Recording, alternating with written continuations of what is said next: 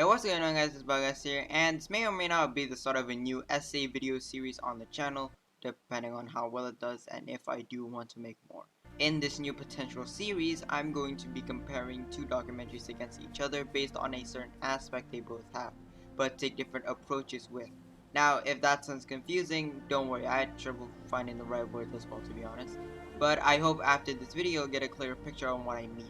Anyway, since you've seen the title and the thumbnail, I'm going to be comparing Wildwood Dinosaurs with Prehistoric Park based on their documentary format and see what strengths and weaknesses each brings. To start off, let's actually talk about what the formats for the respective documentaries are, and I guess give a brief overview of each. Both documentaries are 6-episode series with each episode focusing on a different time period. Wildwood Dinosaurs uses the nature documentary format to depict the history and lives of the dinosaurs from the Triassic all the way to the end of the Cretaceous. Prehistoric Park, on the other hand, uses the presenter format, for lack of a better word, and depicts zoologist Nigel Marvin traveling back in time to save prehistoric animals from the brink of extinction and bring them to the present where they live in a nature reserve. Above the sea, food is less plentiful. The nature documentary format of Wildwood Dinosaurs allows the audience to see these animals living in their natural habitats and just see them in their daily lives. It gives us that sense of wonder while still remaining grounded, and it feels like we're in the middle of a wildlife tour and just seeing these dinosaurs and other animals go about their day. Of course, there's usually a specific event or story timeline within each episode, but they also manage to keep that aspect natural to what real life animals might do.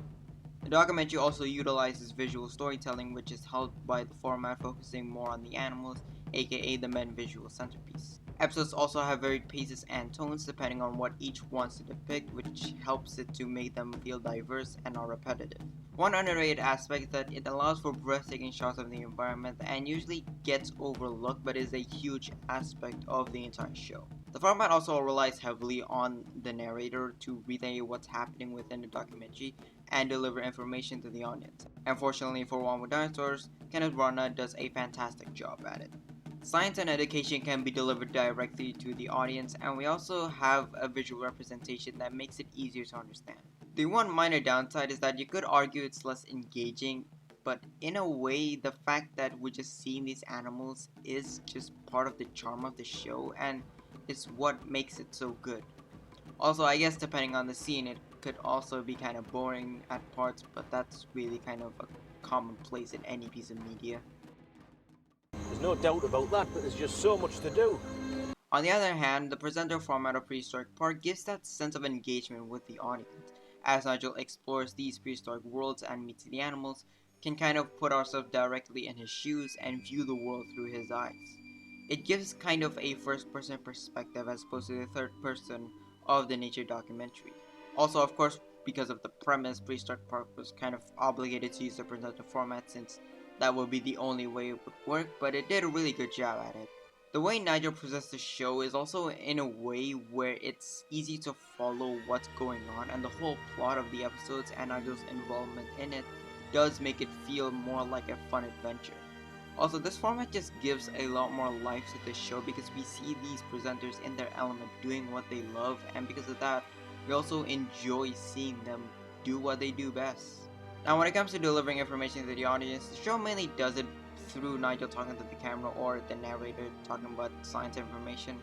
It usually also involves Nigel interacting with a physical object to further get the point across. This does kind of limit what kinds of scientific information can be delivered, as you need a visual representation that the presenter can interact with, but the show did a good job at this by showing things like illustrations and other stuff like that. I guess what this format lacks is that sense of these animals living in their daily lives.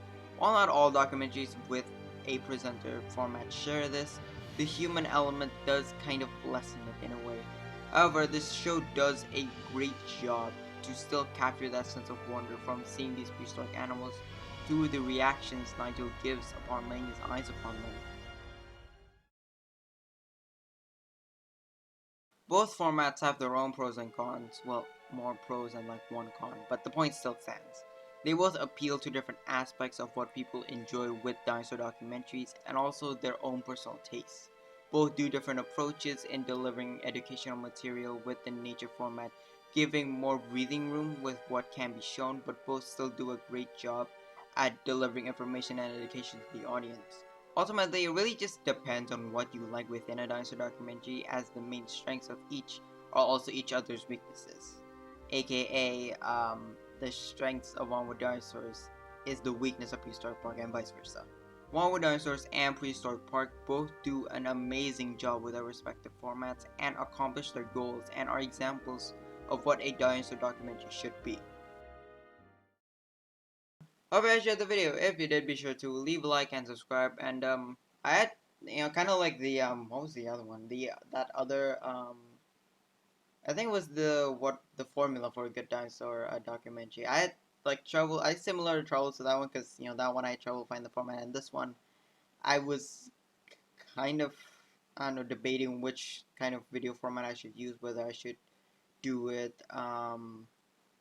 what you call it, focus on individual aspects. Yes, I have that in the script. Focus on individual aspects of both documentaries, or just talk about them both individually and then give a final conclusion, which the latter is what you can probably tell I chose. And God, I am, I'm not used to recording like this. I'm not used to recording right afternoon. I'm used to recording this in the afternoon. But I'm recording this because I had to record another bit for the video that you saw on for the Sunday video, actually. But yeah. So actually, I guess this does kind of open the door for two potential series. I could do another one where I talk about individual aspects, and this one could remain me talking about the documentaries individually and then give a final conclusion. But I don't know. Let me know if you guys would want to see something like that, since I don't know. I'm kind of I'll be honest, I've ran out of video ideas. Like, this is as far as my calendar has planned, so yeah, kind of running out of video ideas. So if you guys have your own video ideas that you want to suggest me make, specifically, essay type videos, that kind of stuff, let me know down in the comments. Although maybe next week I'll take a break from essay videos. I don't know. I haven't decided, but I'll see you in the next video.